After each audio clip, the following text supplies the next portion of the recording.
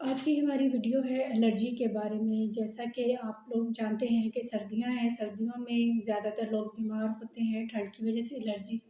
अच्छा, जो एलर्जी है वो कई किस्म की है। स्पेशली ये 3 तरह की होती है। एक वो होती है जो जेनेटिक होती है, जिसको हम विरासती कहते हैं, विरासत में जो हमें मिलती है कि हमारे किसी नाना को, दादा को, चाचा, मामा को या माँ-बाप में से किसी को किसी वजह से। एक एलर्जी होती है जो किसी खुशबू की वजह से होती है, हमें उसमें स्किन एलर्जी भी होती है।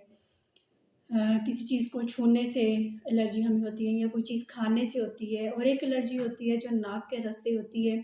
हमें ज़्यादातर सर्दियों में क्या है कि ठंड की वजह से या डस्ट की वजह से या तेज़ खुशबू की वजह से हमें ये एलर्जी होती है। इस सूरत में क्या होता है कि हम जब हमारे जिस्म में इम्यूनिटी कम होती है, हमारे जिस्म में जब बीमारियों से लड़ने की सलाहियत कम हो जाती है, तो ये एलर्जी हम पे हावी हो जाती है। होता क्या है कि जब ठंडा मौसम है, डस्ट है, बारिश नहीं हो रही है या धुआँ है, वो लोग जो किसी फैक्ट्री में काम करते हैं, बहुत ही धुआँ हो या किसी ऐसी फैक्ट्री में काम करते हैं जहाँ पे तेज़ केमिकल इस्तेमाल होते हैं, तो साँस लेने के दौरान में क्या होता है कि नाक के रस से उनको एलर्जी होती है, आँखों के रस से होती है या गले के रस से होती है। ये एलर्जी की टाइप्स हैं। इनकी अलग-अलग इकसाम हैं। ज़्यादातर क्या होता है कि एलर्जी की वजह से हमें छींकें आना शुरू हो जाती हैं, हमारा गला ख़राब हो जाता है या हमारी आँखों से पानी बहुत ज़्यादा निकलता है, हमारी आँखें ख़राब हो जाती हैं। और जब ये एलर्जी बहुत ज़्यादा हो जाती है तो क्या होता है कि ये अंदर हमारे लंग्स को जाके, हमारे फेफड़ों को जाके ख़राब करती हैं, हमारी किडनीज़ को जाके ख़राब करती हैं, क्योंकि ये सारा गर्द हमारे अंदर जाके जमा हो जाता है। और फिर उस सूरत में हमें क्या करना पड़ता है कि हमें हॉस्पिटल जाना पड़ता है।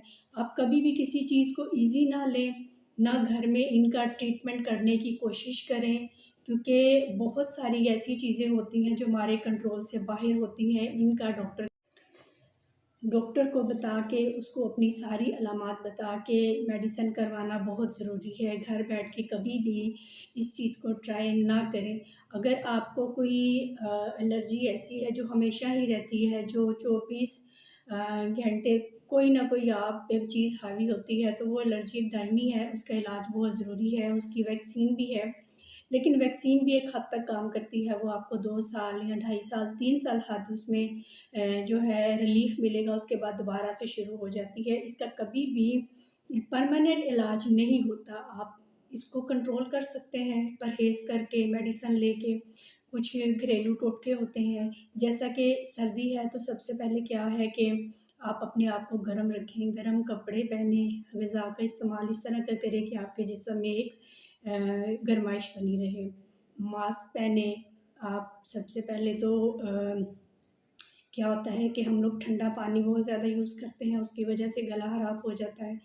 नॉर्मल पानी पिएँ। सर्दी में जो है आप नीम गर्म पानी इस्तेमाल करें, ताकि जो आपका गला है, इसकी नालियाँ खुली रहें, आपको साँस लेने में दुश्वारी ना हो। एलर्जी की सूरत में आप कहवा पी सकते हैं, आप ग्रीन टी बना सकते हैं। ग्रीन टी में आप थोड़ा-सा अदरक डाल सकते हैं, उसमें लौंग डाल सकते हैं, दालचीनी डाल सकते हैं। शक्कर की जगह पे आप गुड़ का इस्तेमाल कर सकते हैं। ये ग्रीन टी है जो नॉर्मल आपको थोड़ी देर के लिए तो रिलीफ़ देती है, लेकिन आपने अपने डॉक्टर के पास जाके अपना इलाज करवाना है। इस चीज़ के लिए आपने इस चीज़ को ईज़ी नहीं लेना, क्योंकि ये बढ़ते-बढ़ते जो है आपके पूरे जिस्म में इन्फेक्शन क्रिएट करती है। बाज़-औक़ात क्या होता है कि अब सर्दियाँ हैं तो हम लोग गर्म कपड़े भी पहनना हमने शुरू कर दिए। हमने गर्म ग़िज़ाएँ भी खाना शुरू कर दी और हमारी तबीयत में फ़ाक़ा नहीं हो रहा। क्यों नहीं हो रहा? क्योंकि हमें पता ही नहीं चल रहा कि मसला किधर है। जब तक मसले का पता नहीं चलेगा तो हम उसकी तशख़ीस नहीं कर सकते, हम उसका ट्रीटमेंट ठीक तरह से नहीं करवा सकते। तो अपने डॉक्टर के पास ज़रूर जाएँ। दूसरी बात ये कि आजकल नेट के थ्रू हमारे पास हर तरह का सोर्स है, हम मेडिसिन देख के ले लेते हैं और फिर हम अपने आप को आदी बना लेते हैं। हम हर दफ़ा जब भी हमें कोई मसला होता है, कोई बीमारी होती है, तो हम उन्हीं मेडिसिन को रिपीट करते रहते हैं। तो क्या होता है कि जब आप लंबे टाइम के लिए एक चीज़ इस्तेमाल करते हैं, तो वो अद्वियात, वो सारी चीज़ें आपके जिस्म में इस तरह से डिज़ॉल्व हो जाती हैं कि वो अपना असर छोड़ देती हैं, वो बीमारी पे काबू नहीं पाती। आप मेडिसिन खाते रहते हैं, लेकिन बीमारी उधर ही रहती है। तो इस चीज़ के लिए नॉलेज होना बहुत ज़रूरी है। बच्चों की अद्वियात और हैं, बड़ों की और हैं, बूढ़ों की और हैं। कई तरह के लोग हैं, जिस तरह के दिल के अमराज के लोग हैं उनकी दवाई और है, शुगर के हैं, ब्लड प्रेशर के मरीज़ हैं। तो हर इंसान की दवाई की कुछ ना कुछ स्टेजेस होती हैं, कुछ ना कुछ इनका अलग से ट्रीटमेंट होता है। तो अपने डॉक्टर के पास जाके ट्रीटमेंट करवाएँ सबसे पहले तो। कभी भी खुद से मेडिसिन का इस्तेमाल ना करें।